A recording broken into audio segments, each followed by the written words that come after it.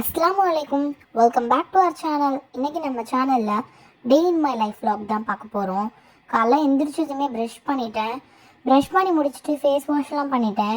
யூஸ்வலாக கீழே டீ குடிச்சிட்டே மாடிக்கு போயிடுவேன். பட் நான் இன்றைக்கி எல்லாருக்கும் டீயை போட்டு கொடுத்துட்டு என்னோடய கிளாஸ் டீயை நான் மாடிக்கு எடுத்துகிட்டு வந்துட்டேன். எங்கள் வீட்டுக்கு பின்னாடி சின்னதாக ஒரு தோப்பு இருக்கும். அங்கே நிறைய மரங்கள்லாம் இருக்கும். காலைல அதை பார்க்கவே செம்ம ஃப்ரெஷ்ஷாக ரிலாக்ஸிங்காக இருக்கும். அந்த நேச்சரை ரசிச்சுக்கிட்டே என்னுடைய டீயை நான் ஃபினிஷ் பண்ணிட்டேன். டீ குடித்து முடித்ததும் காய போட்டிருந்த துணியெல்லாம் அப்படியே இருந்தது. ஸோ அதை அப்படியே எடுத்துகிட்டு போயிடலாம் அப்படின்னு சொல்லிட்டு எடுத்துகிட்டு இருந்தேன். கீழே எடுத்துகிட்டு போன உடனே இது எல்லாத்தையும் மடித்து நான் ஆர்கனைஸ் பண்ணி வச்சுட்டேன்.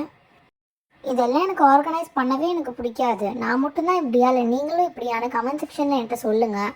இது எல்லாத்தையுமே ஆர்கனைஸ் பண்ண உடனே வாஷ் பண்ணுறதுக்கு நிறைய துணி இருந்தது. அது எல்லாத்தையுமே மெஷினில் போட்டு விட்டு ஆன் பண்ணி விட்டுட்டேன். இந்த வேலையை முடித்ததுமே என்னுடைய பிரேக்ஃபாஸ்ட் வேலையை நான் ஆரம்பிச்சிட்டேன். பிரேக்ஃபாஸ்ட்டுக்கு நான் இன்றைக்கி ஆப்பம் தான் ஊற்றியிருந்தேன். ஆப்பம் ரெசிபி வேணும்னா கமெண்ட் செக்ஷனில் என்கிட்ட சொல்லுங்கள். இன்ஷால்லா ஃப்யூச்சர் வீடியோஸில் அப்லோட் பண்ணுறேன். இந்த மாதிரி ஆப்பமை நல்லா ஸ்ப்ரெட் பண்ணிவிட்டு ஒரு 5 செகண்ட்ஸ் மூடி போட்டு வச்சிங்கன்னா நல்லா ஆப்பம் முருகி வரும். இந்த மாதிரி முருகி வந்ததுக்கப்புறம் நீங்கள் எடுத்திங்கன்னா நல்லா கிறிஸ்பியாகவும் நல்லா சாஃப்டாகவும் இருக்கும். ஆப்பத்துக்கு இன்றைக்கி எங்கள் வீட்டில் தேங்காய் பாலும் சாம்பாரும் வச்சும் பிரேக்ஃபாஸ்ட்டை கம்ப்ளீட் பண்ணிட்டோம். பிரேக்ஃபாஸ்ட் கம்ப்ளீட் பண்ணுறதுக்கே 11 o'clock ஆகிடுச்சு. அப்புறம் 11:30 போல் எங்கள் வீட்டில் புளி வாங்கிட்டு வந்திருந்தாங்க. அந்த புளியில் இந்த மாதிரி நாரெல்லாம் நிறையா இருந்துச்சு. ஸோ அந்த நாரையும் அந்த புளியை செப்பரேட் பண்ணுறதுக்கே ஒரு 1.5 hour ஆகிடுச்சு. சரின்னு சொல்லி அந்த வேலையை பண்ணிகிட்ருக்கையிலே எங்கள் வீட்டில் வேலை செய்கிற அக்கா வந்துட்டாங்க. அவங்க வெசல் வாஷ் பண்ணிகிட்டு இருந்தாங்க. ஸோ அதை அப்படியே கேப்சர் பண்ணியிருந்தேன். சரின்னு நாங்கள் இந்த புளியை செப்பரேட் பண்ணி வச்சதுக்கப்புறம் வீடெல்லாம் நல்லா டஸ்ட் பண்ணிவிட்டு இன்றைக்கி டீப் க்ளீனிங் வேலை இருந்துச்சு. ஸோ வீடெல்லாம் நல்லா ஒட்டை அடிச்சுட்டு மாப் போட்டு விட்டுட்டோம். நாளைக்கு வெள்ளிக்கிழமைன்றனால எப்போவுமே முன்னாடி நாள் மாப் போட்டு விட்டுருவோம். மாப் போட்டு முடிச்சுட்டு பெட் ஸ்ப்ரெட்லாம் மாற்றிட்டு என்னுடைய பில்லோ கவரும் மாற்றிட்டேன். எல்லா வேலையும் முடிச்சுட்டு குளிச்சுட்டு வந்துட்டேன். குளிச்சுட்டு வந்த உடனே நமாஸ் பண்ண ஆரம்பிச்சிட்டேன்.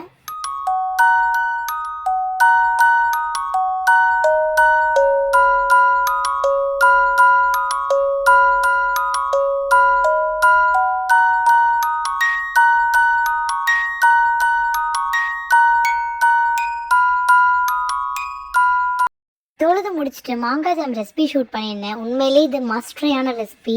இது செம்மையாக இருக்கும். அதுக்கப்புறம் லஞ்சுக்கு எங்கள் வீட்டில் ஏதாவது செஞ்சுருந்தாங்க. ஒயிட் ரைஸ், சாம்பார், அதுக்கப்புறம் புளி சாதம் செஞ்சுருந்தாங்க.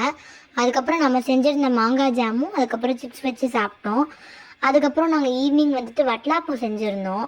இந்த ரெசிபி ஆஸ் யூஷுவல் ஒரு 8 முட்டையை நான் மிக்ஸி ஜாரில் போட்டுட்டு 1 cup ஆஃப் சுகர் நான் போட்டுக்கிறேன். நாட்டுக்கோழி முட்டை எடுத்துருக்கனால மஞ்சளாக இருக்குது. ஒரு 1/2 cup மில்க் ஊற்றிட்டு நல்லா மிக்ஸ் பண்ணிக்கிறேன். பீட்டரோ இல்லை ஸ்பூனோ வச்சு நல்லா மிக்ஸ் பண்ணி எடுத்துக்கோங்க. இதை நல்லா மிக்ஸ் பண்ணிவிட்டு நம்ம எதில் செய்ய போகிறோமோ அந்த வெசலில் ஒரு 4-5 டீஸ்பூன் அளவுக்கு நான் சுகர் போட்டு அதை நல்லா மெல்ட் பண்ணி கேரமல் ஆக்கி எடுத்துக்கிறேன். இதை ஒரு 2 minutes இப்படியே விட்டிங்கன்னா இந்த கேரமல் நல்லா செட் ஆயிரும். இந்த கேரமல் செட் ஆனதில் நம்ம மிக்ஸ் பண்ணி வச்சுருந்த மிக்சரை ஊற்றி நம்ம இதை இப்போ குக்கரில் வச்சு வேக வைக்க போகிறோம். நம்ம ஒரு அகலமான பாத்திரத்தில் வச்சும் வேக வைக்கலாம். நான் இன்றைக்கி ஈஸியாக செய்யணுன்றதுக்காக நான் குக்கரில் 3 விசில் வச்சு எடுத்திருக்கேன். இது 3 விசில் வச்சா போதும், நல்லா குக் ஆகி செட் ஆகி வந்துடும். 3 விசில் வந்ததுக்கப்புறம் நம்ம இதை ஓப்பன் பண்ணி பார்க்கலாம். இது ஓப்பன் பண்ணதுக்கப்புறம் ஒரு 5 minutes அப்படியே கூல்டன் ஆக விட்டுருங்க. அதுக்கப்புறம் இந்த மாதிரி ஒரு பிளேட்டில் ட்ரான்ஸ்ஃபர் பண்ணி எடுத்திங்கன்னா சுட சுட கேரமல் வட்டலாப்பம் ரெடி. இதை நீங்கள் சுட சுட அப்படியேவும் சாப்பிட்லாம், இல்லை ஃப்ரிட்ஜில் வச்சு கூலிங்காகவும் சாப்பிட்லாம். நாங்கள் ஸ்நாக்ஸ்லாம் சாப்பிட்டு எங்கள் வீட்டுக்கு பக்கத்தில் உள்ள லக்ஷ்மி சூப்பர் மார்க்கெட்னு ஒரு சூப்பர் மார்க்கெட் இருக்கும். அங்கே போய் க்ராசரி ஷாப்பிங்காக அங்கே போயிருந்தோம். வீட்டுக்கு நிறைய பொருள் தேவையாக இருந்தது, அதெல்லாம் வாங்குறதுக்காக போயிருந்தோம். வீட்டுக்கு பக்கத்துலேயே வாக்கிங் டிஸ்டன்ஸில் இருக்கனால நாங்கள் எல்லாமே நடந்தே வந்துட்டோம்.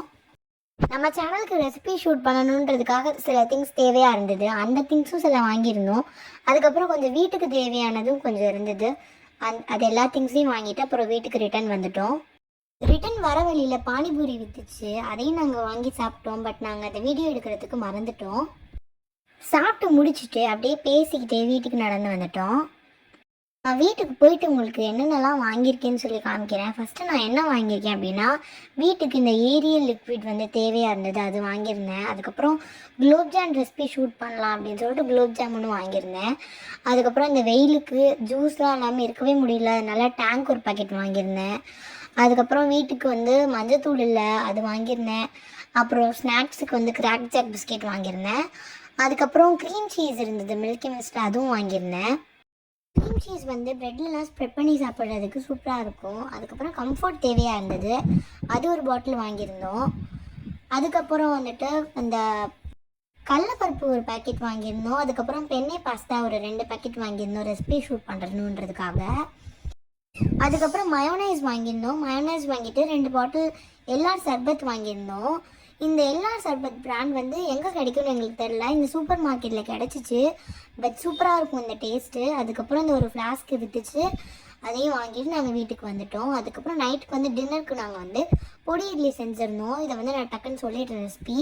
நான் ஆயில் ஊற்றிட்டு கடுகு பருப்பு வெடிக்க விட்டுட்டு கொஞ்சோண்டு கருவேப்பிலையை போட்டு வெடிக்க விட்டுட்டு அதுக்கப்புறம் வெங்காயம், அதுக்கப்புறம் 3 பச்சை மிளகாய் கிட்ட எடுத்திருக்கேன். இது எல்லாத்தையும் போட்டு நல்லா வதக்கிட்டு அதுக்கப்புறம் லெஃப்ட் ஓவர் இட்லி ஆர் ஃப்ரெஷ்ஷாக செஞ்ச இட்லி எதுவாக இருந்தாலும் ஓகே, எல்லாத்தையும் சின்ன சின்னதாக கட் பண்ணி எடுத்துகிட்டு நல்லா போட்டு வதக்கிட்டு அதுக்கப்புறம் கொஞ்சம் மஞ்சத்தூள் உப்பு ஆட் பண்ணியிருக்கேன். நீங்கள் வேணும்னா சில்லி பவுடர் ஆட் பண்ணிக்கலாம். இது ரெண்டையும் ஆட் பண்ணிட்டு நல்லா மிக்ஸ் பண்ணி எடுத்துக்கிறேன்.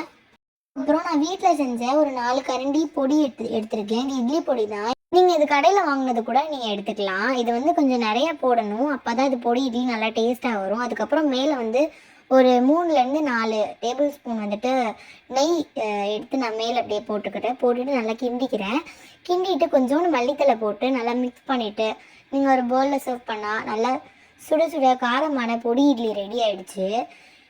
இதுக்கு வந்து உங்களுக்கு சட்னி சாம்பார் எதுவுமே தேவைப்படாது, வெறும் வாயிலே நீங்கள் சாப்பிட்லாம். அதுக்கப்புறம் நைட்டு டின்னருக்கு தோசை தான் ஊற்றிருந்தேன். தோசை நல்லா முருகினதுக்கப்புறம் இதை ஒரு பிளேட்டில் எடுத்து வச்சுக்கிறேன். டின்னருக்கு தோசை கூட தேங்காய் சட்னி, தக்காளி சட்னி, பொடி இட்லி தான் எங்களுக்கு. அஸ்ஸலாமு அலைக்கும். நெக்ஸ்ட் வீடியோவில் பார்க்கலாம்.